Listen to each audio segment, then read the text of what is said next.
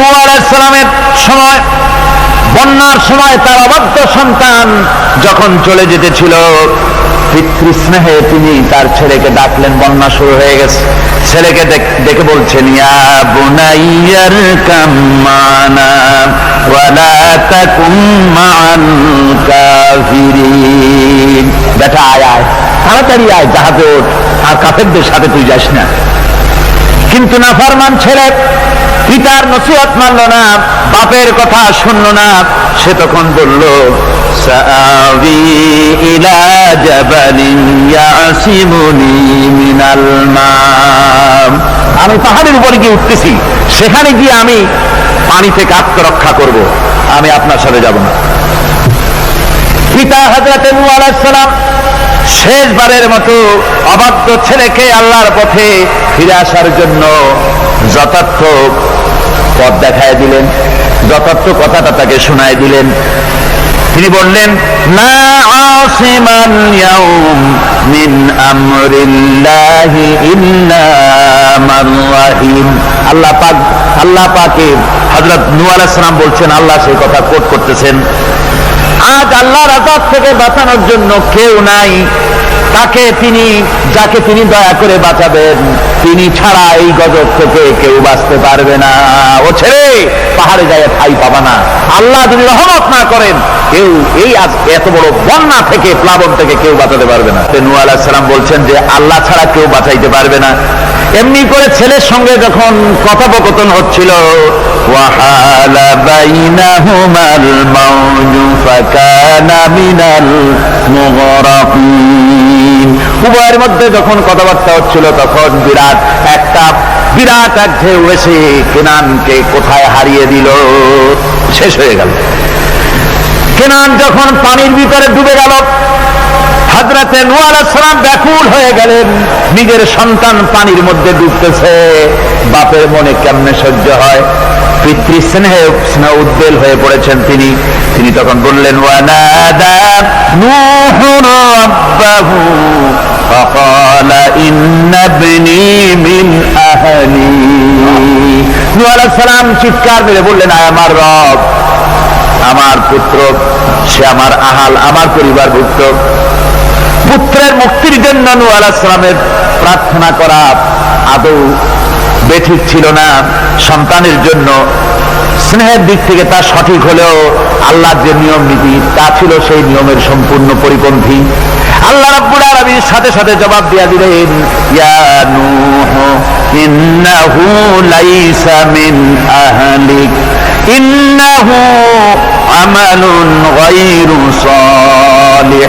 আল্লাহ রাব্বুল আলামিন বললেন, ও নূহ, এই ছেলে তোমার ঘরে তোমার আহাল নয়, সে তোমার পরিবারভুক্ত নয়। হযরত নূহ আলাইহিস সালাম আল্লাহর এই কথা শুনে ভয়তে কেঁপে উঠলেন। নূহ আলাইহিস সালাম বললেন, আয় আল্লাহ, আমি সেই সব প্রার্থনা থেকে তোমার কাছে পানা চাই যে প্রার্থনা সম্পর্কে, যে জিনিস সম্পর্কে আমার নিজের কোনো ইলম নাই। আমি যা করে ফেলেছি, যা বলে ফেলেছি, ইল্লা তাগফিরলি ওয়া তারহামনি আকুম মিনাল খাসিরিন। আয় আল্লাহ, যা আমি করে ফেলেছি, বলে ফেলেছি, তুমি যদি আমাকে মাফ না করে দাও, তুমি যদি আমাকে ক্ষমা না করে দাও, আমার প্রতি যদি রহম না করে, তাহলে আমি ক্ষতিগ্রস্ত হয়ে যাব। আমার ভাইরা, এই জন্য ইসলামে রক্তের সম্পর্ক গৌণ, আর আদর্শের প্রশ্ন হচ্ছে মুখ্য। আদর্শ সবচেয়ে বড়। আপনার ছেলে হতে পারে, কিন্তু আল্লাহর আইনের অবাধ্য হলে সেই ছেলের সঙ্গে স্নেহের সম্পর্ক থাকতে। 40 দিনের বন্যা, এই বন্যার পরে জাহাজ যখন নেমে গেল, তখন তিনি মনে মনে ভাবলেন, আমি তো জোড়ায় জোড়ায় করে সমস্ত প্রাণীগুলি আর মানুষগুলি, কিছু কিছু মানুষ যারা ঈমান এনেছিল তাদের জাহাজে উঠাইছে, কিন্তু একটি বুড়ি আমার উপর ঈমান এনেছিল, আর আমি তার ওয়াদা করেছিলাম সাথে করে নিয়ে যাব, আমি তো তার কথা ভুলে গিয়েছি। অনুশোচনা এলো। জাহাজ থেকে নেমে চতুর্দিকে লক্ষ্য করলেন, মানুষ নাই, জনপদ নাই, সব শেষ হয়ে গেছে। পাহাড় পর্বত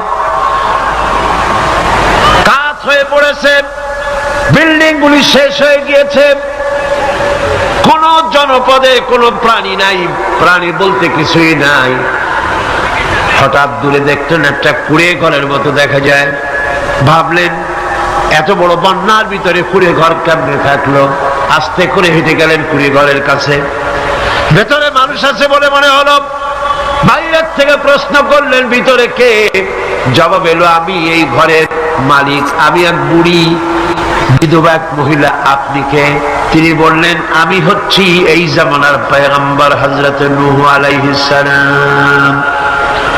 বুড়ি বলছেন আমারও ধারণা তাই।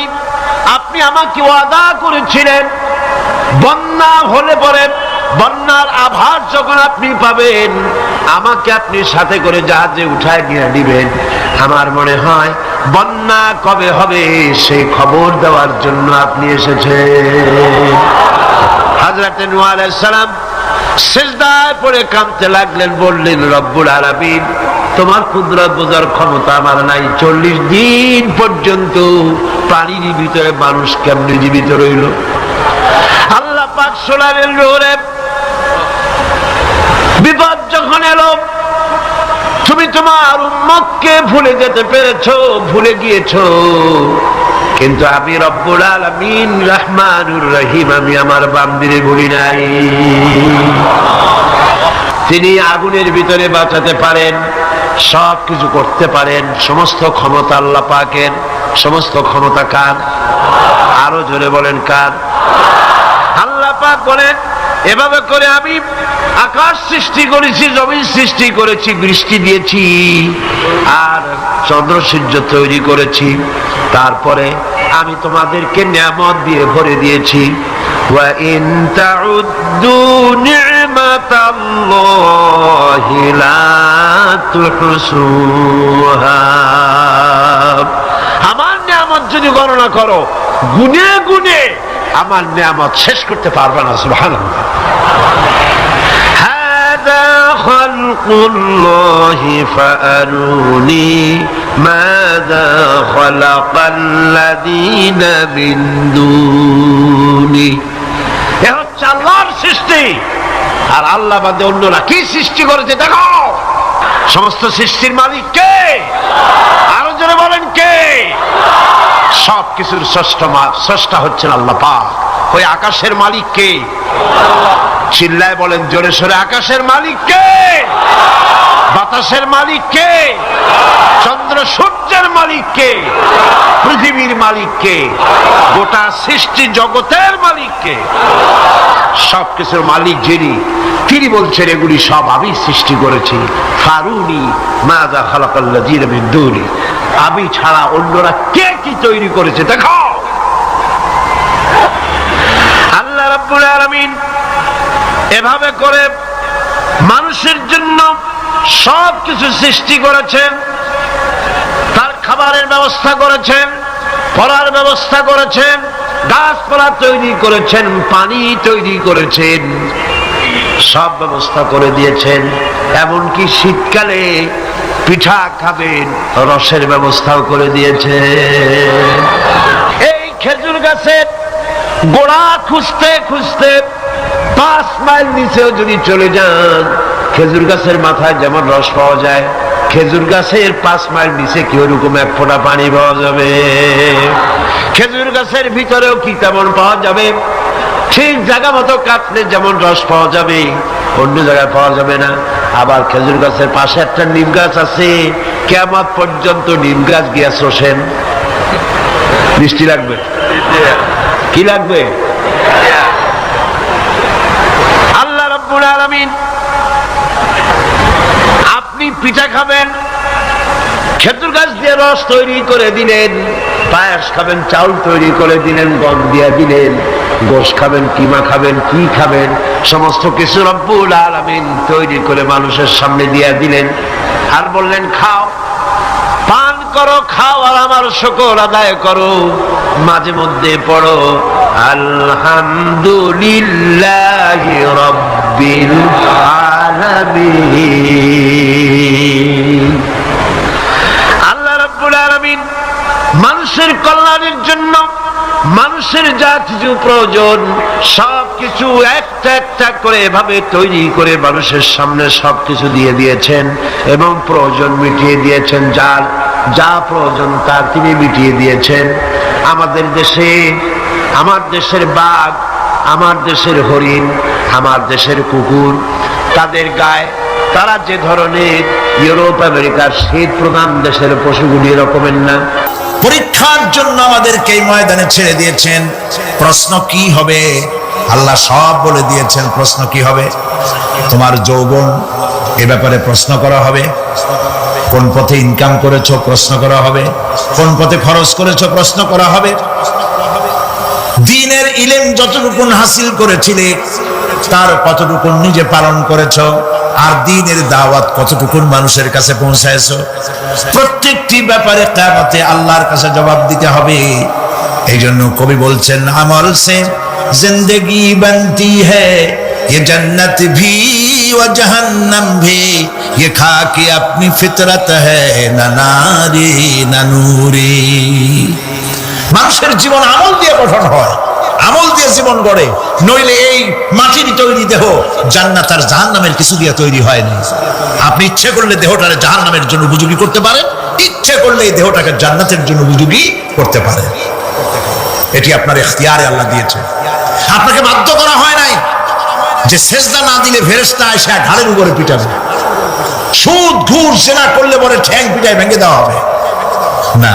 আপনি বাধ্য নন। আপনি সম্মানিত জীব, আল্লাহ সম্মানিত প্রাণী আল্লাহ পাকের, সেই জন্য মানুষকে বাধ্য করা হয় নাই। অটোনমাস বডি, অটোনমি দেওয়া হয়েছে, আপনাকে স্বাধিকার দেওয়া হয়েছে। চন্দ্র সূর্যের ব্যাপারে স্বাধিকার দেওয়া হয় নাই।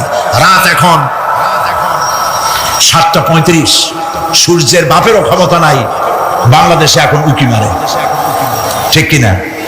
সে এখন আমেরিকায় রোদ দিচ্ছে, তাপ দিচ্ছে আমেরিকা। ওকে নির্ধারণ করা হয়েছে যেভাবে, সেইভাবেই করতে হবে। পানি বলেন, পাহাড় বলেন, পাখি বলেন, চন্দ্র বলেন, গ্রহ বলেন, নক্ষত্র বলেন, সব জিনিস বাই হুক অ্যান্ড ক্রুক আল্লাহর হুকুম মানতে বাধ্য। দেওয়া জীবন ব্যবস্থা ছেড়ে দিয়ে তোমরা কি অন্য কোনো মতবাদ তালাশ করো? ওয়ালাহু আসলামা মান ফিস সামাওয়াতি ওয়াল আরদ। অথচ আকাশে যা আছে, জমিনে যা আছে, সব আনুগত্যের মস্তক আমার সামনে অবনত করে দিয়েছে। সুবহানাল্লাহ। মানুষকে আল্লাহ পাক ইখতিয়ার দিয়েছেন। ইচ্ছে করলে মাহফিলও আসতে পারেন, ইচ্ছে করলে সিনেমাও ঢুকতে পারবেন, অসুবিধা নেই। অসুবিধার জন্য কিয়ামত, ওখানে হিসাব হবে। এখানে আপনি সূর্য চন্দ্র ফেরেশতা, ফেরেশতারও কোনো মাজাল নাই, কোনো ইখতিয়ার নাই আল্লাহর হুকুমের বাইরে কিছু করে। আল্লাহ যা করতে বলেছেন তাই করতে হবে, এর বাইরে এক চুলও নড়তে পারবে না। কিন্তু মানুষেরা করতে পারবে। মানুষ ইচ্ছে করলে নামাজ রোজা ছাড়তে পারে, ইচ্ছে করলে আল্লাহর অমান্য করতে পারে। এটা তার বিচারের জায়গা না, এটা হলো পরীক্ষার জায়গা। এটা কিসের জায়গা? পরীক্ষার জায়গা। এখানে আপনি কামাই করলে ওখানে কিছু পাবেন, এখানে কামাই না করলে কিছু পাবেন না। আরো সোজা করে বলি, কোন কৃষক, যে কৃষক আষাঢ় মাসে শ্রাবণ মাসে জমিন চাষ করে না, পৌষ মাসে তার গোলায় ধান আসবে? কথা বোঝেন নাকি বোঝেন না?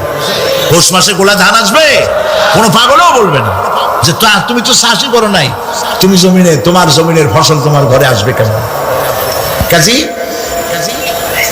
এই দুনিয়ায় পরীক্ষা দিলে এখানে রেজাল্ট হয়, এখানে গাছ লাগাইলে এখানে ফল দেয়। কিন্তু মানুষের জন্য আল্লাহ পাক যে আমল তৈরি করেছেন, পরীক্ষা নেবেন, সেই পরীক্ষার রেজাল্ট এখানে হবে না। পরীক্ষার রেজাল্ট আউট হবে কোথায়? আখিরাত। বলেন সবাই, কোথায় হবে? পরীক্ষার রেজাল্ট আউট হবে কোথায়? আখিরাত। এখানে আপনি যা কামাই করবেন এখানে রিটার্ন দেওয়া হবে না। এখানে যা কামাই করবেন সমস্ত কামাই 700 গুণ বর্ধিত আকারে কিয়ামতে আল্লাহ আপনার হাতে ধরাই দিবেন। আল্লাহর ওয়াদা কখনো মিথ্যা হয়? মিথ্যা হয় রাজনৈতিক দলের নেতারা, এই জাতীয় লোকেরা যারা মঞ্চে আসে আর বলে যে এবার আমাদের ভোট দেন, আমরা ক্ষমতায় যাইতে পারলে আপনারা না খাইয়া কেউ মরবেন না। কিন্তু কি খাইয়া মরবে তাও কয় না। সেদিন শুনলাম এই যে নির্বাচন এখন একটা চলতেছে, স্লোগান বাপ দাঁড়াইছে, ছেলে তো বলে রহিম ভাই আমার ভাই, তোমার ভাই, বাপের নাম রহিম। তারপরে শুনলাম বলতেছে বেগুন ভাইয়ের চরিত্র, আজকের নাম রাখে তো আদর করে বেগুন পটল, বেগুন ভাইয়ের চরিত্র ফুলের মতো পবিত্র। আমি আর একজনের পাশের থেকে কইল যে নামাজ পড়ে না একক তো এমনই ফুলের মতো চরিত্র। তো দুনিয়ার ময়দানে আপনি যা কামাই করবেন এখানে রেজাল্ট আউট হবে, এখানে আপনি পাবেন ফল, এখানে পাবেন। যা করবেন এখানে গাছ লাগাবেন, ফল লাগাবেন, এখানে পাবেন।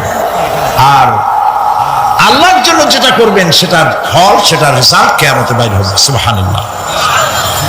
এখানে পরীক্ষা দিয়ে যদি কেউ ফেল করে, ম্যাট্রিক পরীক্ষা দিয়ে ফেল করেছে, ফাজেল পরীক্ষা দিয়ে ফেল করেছে, আবার পরীক্ষা দিয়ে পাস করার সুযোগ আছে, আবারও ফেল করেছে, আবারও পরীক্ষা দিয়ে পাস করার সুযোগ আছে।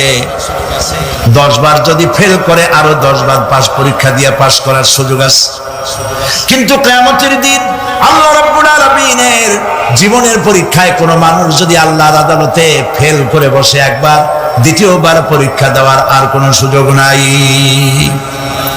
এই পৃথিবীতে যদি কেউ নিম্ন আদালতে মামলায় হেরে যায়, জজ কোর্টে করবে, যদি হেরে যায় হাইকোর্টে করবে, হেরে গেলে আপিল করবে সুপ্রিম কোর্টে, সুপ্রিম কোর্টেও যদি হেরে যায় তাহলে প্রেসিডেন্টের কাছে আপিল করবে,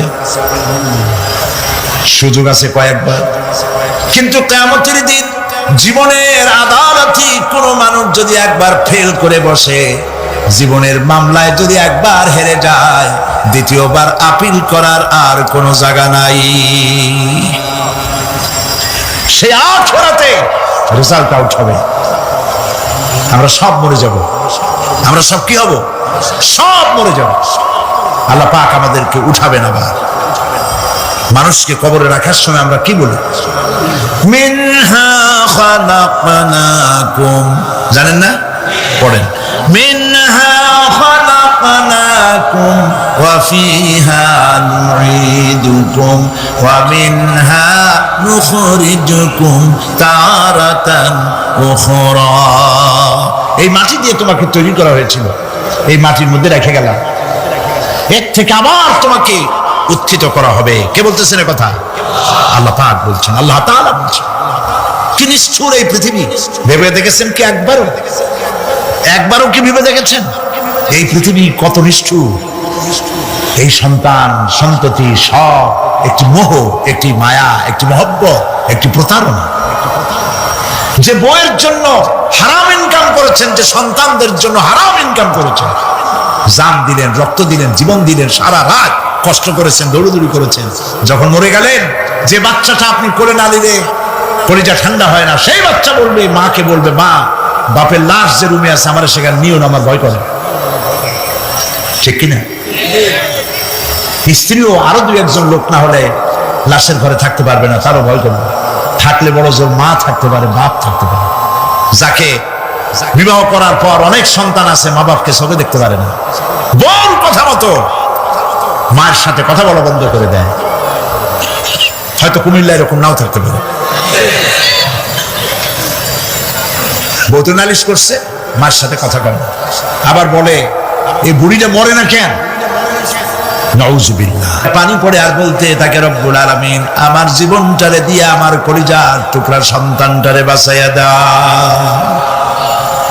যেই মা নিজের জীবন দিয়া সন্তান বাঁচাইতে চাইলো, সেই সন্তান আজকে বউ পাইয়া মাকে ভুলে যায়, মায়ের সাথে খারাপ ব্যবহার করে। আল্লাহ রাব্বুল আলামিন বলেছেন, মা বাবার সঙ্গে খারাপ ব্যবহার করো না, ভালোবাসায় কথা বলো। ওয়াকুল্লাহুমা কাওলান কারীমা, সম্মান সূচক কথা বলো। মা বাবার জন্য দোয়া করো আমার কাছে। কে বলতেছেন? আল্লাহ তাআলা বলছেন দোয়া করো আমার কাছে এই ভাষায়, রব্বিরহামহুমা কামা রাব্বায়ানি সাগীরা। পড়েন সবাই, রব্বিরহামহুমা কামা রাব্বায়ানি সাগীরা। আয় আমার রব, আমার মা বাপ যেমন ছোটবেলায় আমাকে অত্যন্ত যত্ন করে লালন পালন করেছেন, আল্লাহ তাআলা তুমি দয়া করে আমার মা বাপকে তোমার রহমতের করে লালন পালন করো। সুবহানাল্লাহ। প্রত্যেক নামাজের পর সকলে এই দোয়া পড়বেন, মনে থাকবে? মনে থাকবে? প্রিয় ভাই সব, সেই কিয়ামতের মাঠে আমাদেরকে উঠতে হবে, আল্লাহর দরবারে উঠতে হবে।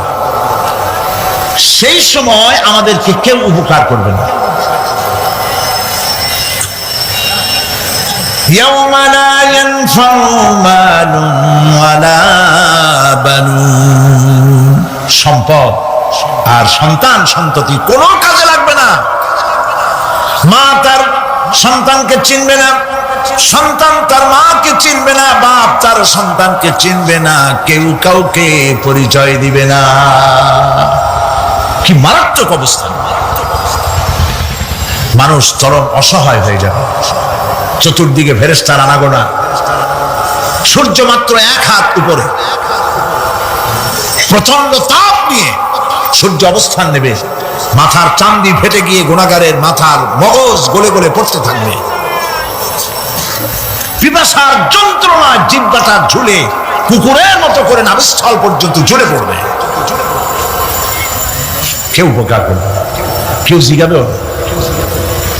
অনেক লোক আছে পীরের কাছে মুরিদ হয় আর মনে করে পীর সাহেব তারে কিয়ামতে সুপারিশ করবে। অসম্ভব। আয়াতুল কুরসির মধ্যে আমরা পড়ি, মান যাল্লাযী ইয়াশফাউ ইনদাহু ইল্লা বিইজনিহি।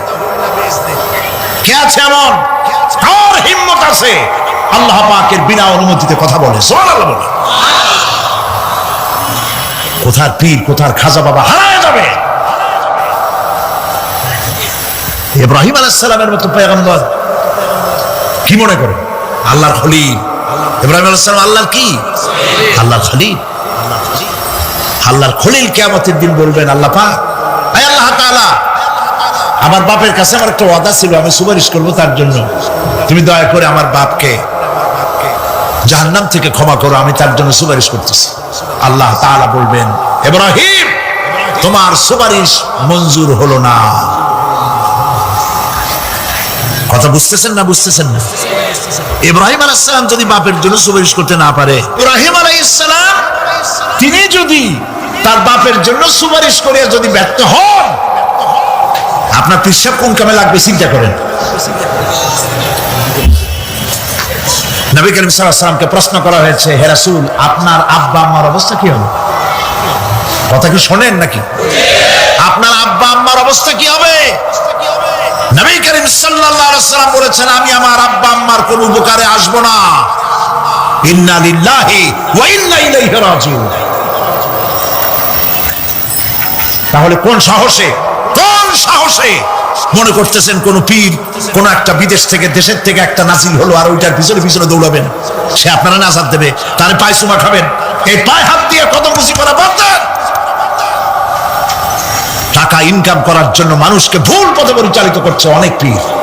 আছে না? খালি মানুষে টাকা দেয়, জামায় অনেক পকেট, খালি টাকা নেওয়ার সমানে ঢুকাইতে থাকে চতুর্দিক দিয়ে।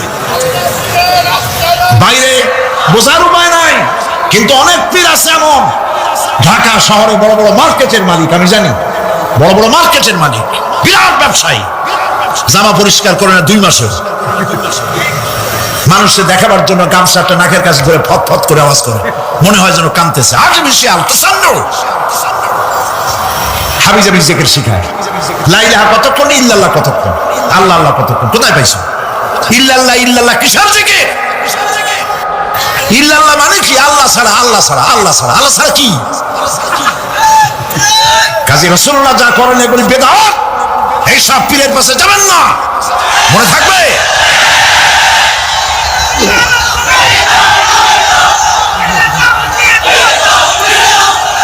প্রিয় ভাই সব, কিয়ামতের দিন আপনার আমল, একমাত্র আমল আপনাকে বাঁচাইতে পারবে।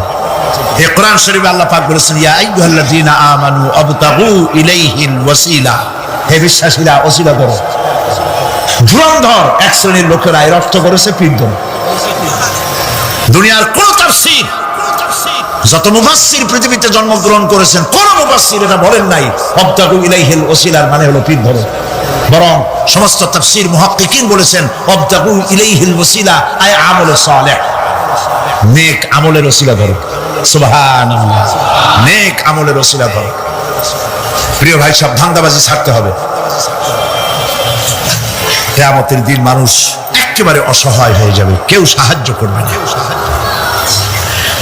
সেই দিন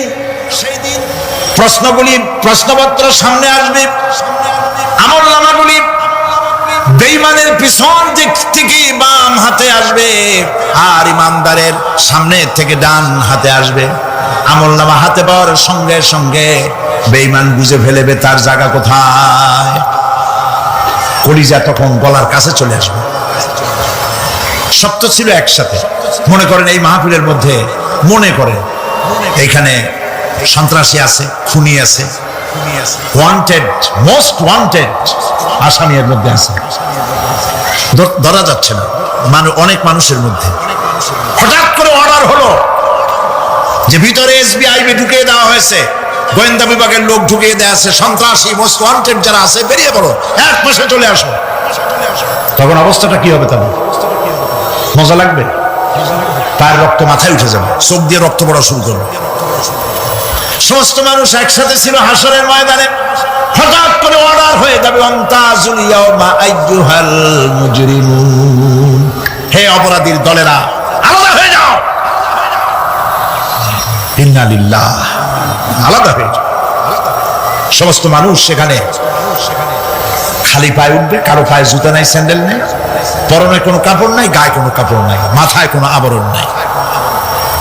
হযরত আয়েশা সিদ্দিকা রাদিয়াল্লাহু তাআলা আনহা, তিনি নবী করিম সাল্লাল্লাহু আলাইহি ওয়াসাল্লামের কাছে কিয়ামতের এই বর্ণনার শুনে কাঁদতেছিলেন আর বলতেছিলেন, হে আল্লাহর রাসূল, কিয়ামতে সকলকে ভাবে উঠতে হবে, এমনকি আমাকেও? হুজুর বললেন, প্রত্যেকটি মানুষকেই উলঙ্গিনী হয়ে উঠতে হবে। তিনি প্রশ্ন করলেন, তখন কি শরম হবে না? নবী করিম সাল্লাল্লাহু আলাইহি ওয়াসাল্লাম বলছেন, জাহান্নামের ভয়তে কেউ কারো দিকে তাকাবার সুযোগ পাবে না। সব উপরের দিকে তাকায় থাকবে আর বলবে, আল্লাহ আমারে বাঁচাও, আল্লাহ আমারে রক্ষা করো। সমস্ত নবীরা, সমস্ত নবী, আদম আলাইহিস সালাম থেকে শুরু করে ঈসা আলাইহিস সালাম পর্যন্ত সব নবী বলবেন, নাফসি নাফসি, আল্লাহ আমারে বাঁচাও, আমাকে রক্ষা করো। কোথায় যাবে আপনার পিসাব? একমাত্র ব্যক্তি, একমাত্র ব্যক্তি বিশ্বনবী মুহাম্মদুর রাসূলুল্লাহ সাল্লাল্লাহু। মানুষেরা হয়রান হয়ে যাবে, আদম আলাইহিস সালামের কাছে যাবে, আবাল বাশার, আপনি প্রথম মানুষ, আমরা বিপদে শেষ হয়ে গেছি, 50,000 বছর দাঁড়ায় আছি। কয় বছর দাঁড়ায় থাকতে হবে? কোথায় আছে? এই কোরআন শরীফ, 50,000 সানা মিম্মা তাউদ্দুন। এই পৃথিবীতে গণনা করলে 12 মাসে 1 বছর, 12 বছরে 1 যুগ, এরকম করে করে 50,000 বছর পৃথিবীতে গুনলে যত বড় লম্বা হয়, বিচারের দিনটা এত বড় লম্বা হবে। সবাই বলবে, আদম আলাইহিস সালাম আমাদের জন্য একটু আল্লাহকে সুপারিশ করুন যেন তিনি আমাদের বিচারটা তাড়াতাড়ি করে দেন। তিনি বলবেন, আমার পক্ষে সম্ভব না, আল্লাহর সামনে দাঁড়িয়ে কথা বলার আমার কোনো সাহস নাই, আমি পারবো না।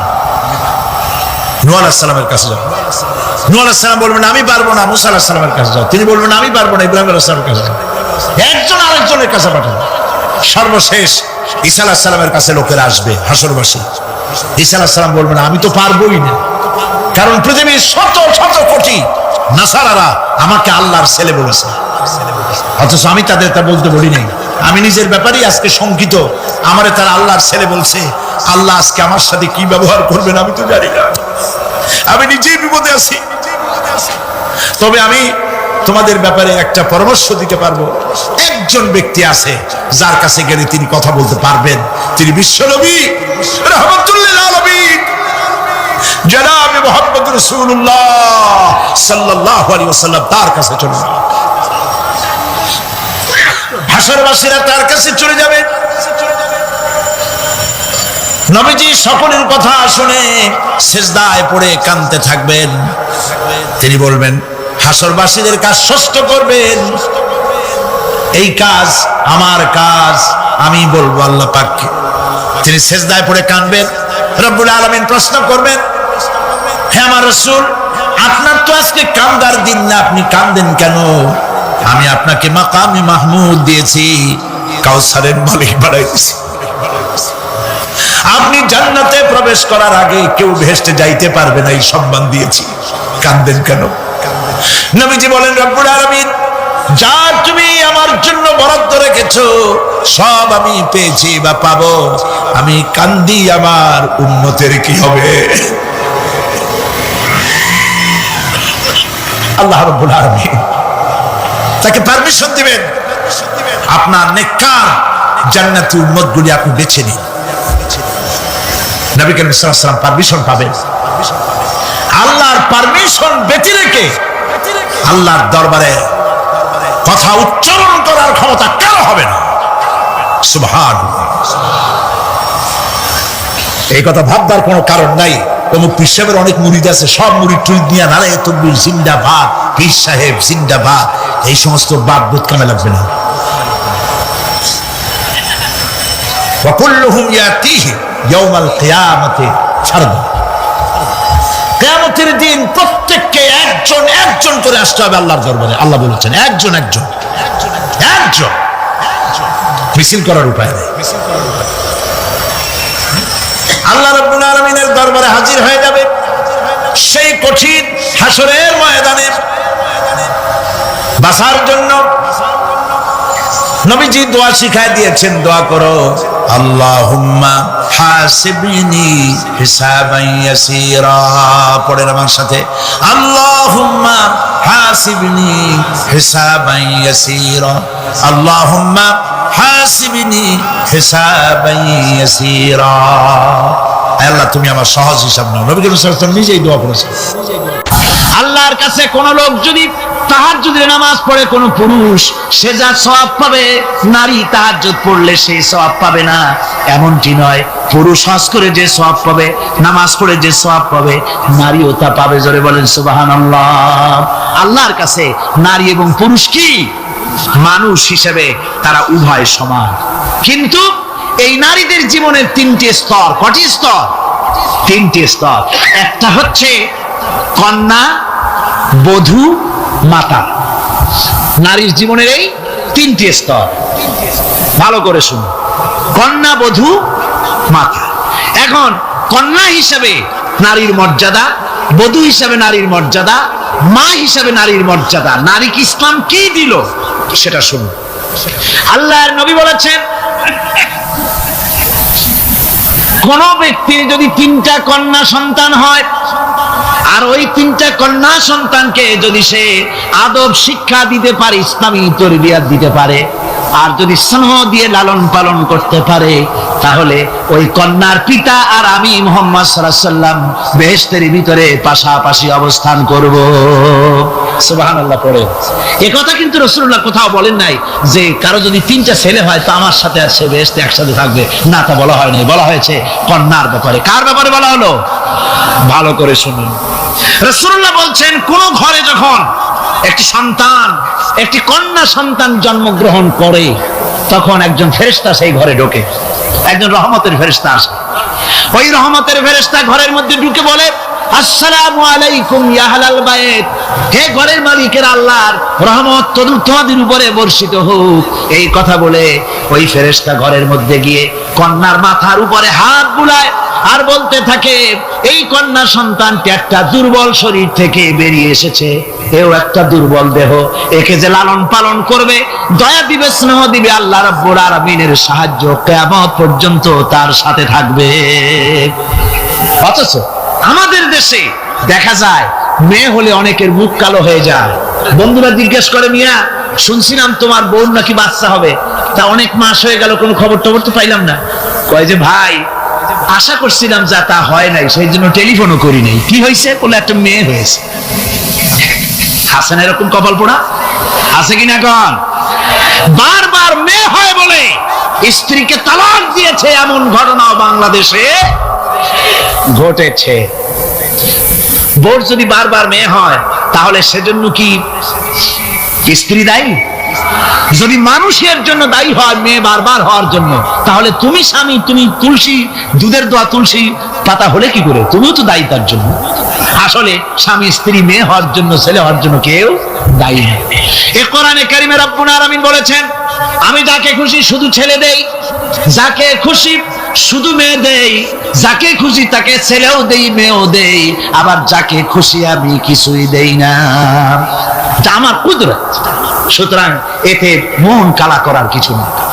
নবীজি বলেছেন কন্যার পিতাদেরকে গালি দিও না। অনেকে টিটকারি করে, বারবার মেয়ে হয় ছেলে একটাও হয় না, সেই জন্য টিটকারি বুটকারি করে। আল্লাহ নবী বলেছেন মেয়ের পিতাকে গালি দিও না, ঠাট্টা করো না, যেহেতু আমি মুহাম্মদ রাসূলুল্লাহ সাল্লাল্লাহু আলাইহি ওয়াসাল্লাম, আমি মেয়েদের পিতা, আমি নিজে মেয়েদের পিতা। খবরদার মেয়েদের পিতাকে গালি দিও না। রাসূলুল্লাহ বলেছেন আকাশের নিচে জমিনের উপরে খাদিজার মতো মহিলা আর নাই। সেই হযরতে খাদিজা রাসূলের 4টি মেয়ে পেটে ধারণ করেছিলেন। সুবহানাল্লাহ। মেয়ের প্রতি রাসূলুল্লাহ যথেষ্ট মহব্বত করতেন, মেয়েকে খুব ভালোবাসতেন হুজুর সাল্লাল্লাহু আলাইহি ওয়াসাল্লাম। হুজুরের কলিজার টুকরা ছিলেন মা ফাতিমা রাদিয়াল্লাহু তাআলা আনহা। হুজুর যখন কোথাও যেতেন সকলের শেষে দেখা করতেন ফাতেমার সঙ্গে, আর বিদেশ থেকে সফর করে এসে সকলের আগে দেখা করতেন ফাতেমার সঙ্গে। সুবহানাল্লাহ।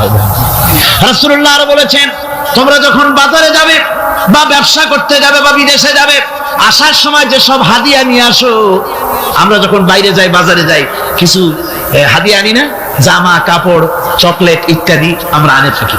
রাসূলুল্লাহ বলেছেন হাদিয়াগুলি তোমরা যারা বিদেশে যাও বাজারে যাও হাদিয়া আনবে, আর এনে ঘরের মধ্যে ঢুকে তা শুরু করবে মেয়েকে দিয়ে।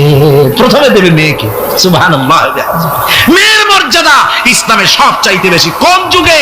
যে যুগে মেয়ে হলে পরেই মাটির নিচে ঘেরে রাখতো, আছাড় মেরে মেরে ফেলে দিত।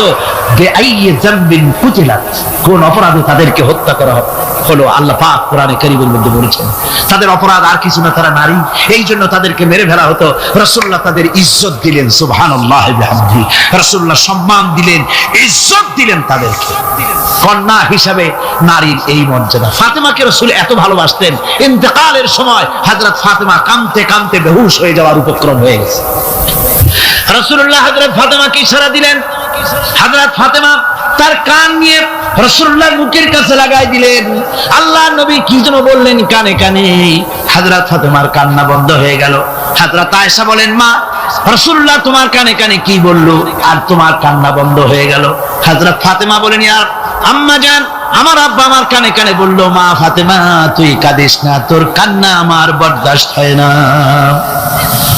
তোমাকে কাঁদতে হবে না। আমি তোমাকে সুসংবাদ দিয়ে দিতেছি, আমি মরে যাওয়ার পর সর্বপ্রথম তোমার সাথে আমার দেখা হবে। রাসূলুল্লাহর এই ভবিষ্যৎবাণী হযরত ফাতেমা বুঝতে পেরেছেন যে হুজুরের ইন্তেকালের পরে আমার বেশি দেরি হবে না, আমিও তাড়াতাড়ি হুজুরের সাথে শামিল হতে পারবো।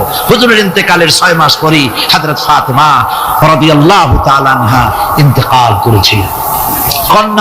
কন্যা হিসেবে নারীর মর্যাদা ইসলাম অনেক অনেক গুণে বাড়িয়ে দিয়েছে। এই কন্যা শিশু, কৈশোর, যৌবন পেরিয়ে যখন যৌবনে তার বিয়ে হয়ে যায়, আল্লাহ রাব্বুল আলামিন তখন বলেন ওয়া মিন আয়াতিহি আন খালাকা লাকুম মিন আনফুসিকুম আজওয়াজান লিতাসকুনু ইলাইহা ওয়া জাআলা বাইনাকুম মাওয়াদ্দাতান ওয়া রাহমা। আল্লাহ পাক বলেন আমার নিদর্শনের ভিতরে একটি নিদর্শন যে আমি তোমাদের থেকে তোমাদের জোড়া তৈরি করেছি, তোমাদের স্ত্রীদেরকে তৈরি করেছি, তোমাদের সাথে তোমাদের স্ত্রীর ভালোবাসা সৃষ্টি করেছি, মহব্বত সৃষ্টি করেছি। এই মহব্বত আমি আল্লাহ তৈরি করেছি। আর যখন বুড়ো হয়ে যায় মানুষ, স্বামী স্ত্রী যখন বুড়ার বুড়ি হয়, তখন আর ভালোবাসা থাকে না, তখন ওই ভালোবাসা সহৃদয়তার করুণায় আমি আল্লাহ পরিণত করে দেই। বুড়ার জন্য তখন বুড়ি ছাড়া আর উপায় নাই, বুড়িরও আর বুড়া ছাড়া উপায় নাই। তখন ভালোবাসা কোনো বিশেষ কোনো অক্ষ নিয়ে ভালোবাসা নয়, তখন একের উপরে অন্য একদম নির্ভরশীল হয়ে পড়ে। আল্লাহ পাক বলেন এই অবস্থা আমি আল্লাহ সৃষ্টি করে দেই। সুবহানাল্লাহ বিহামদিহি।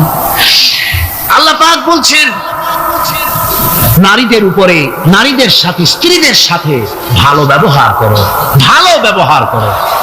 তার কোনো ব্যাপারে যদি মনটা তোমার কখনো খারাপ হয়, কোরআন শরীফের মধ্যে আল্লাহ পাক বলে দিয়েছেন পরিষ্কার করে যে কখনো তার সাথে খারাপ ব্যবহার করো না।